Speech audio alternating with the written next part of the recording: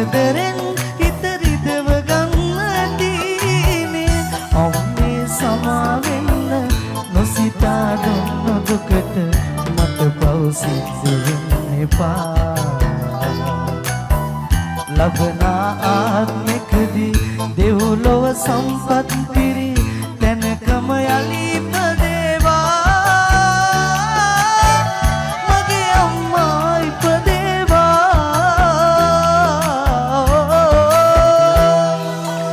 ඉරෙන් එළිය අරන් හැදුණු සඳ කිරණ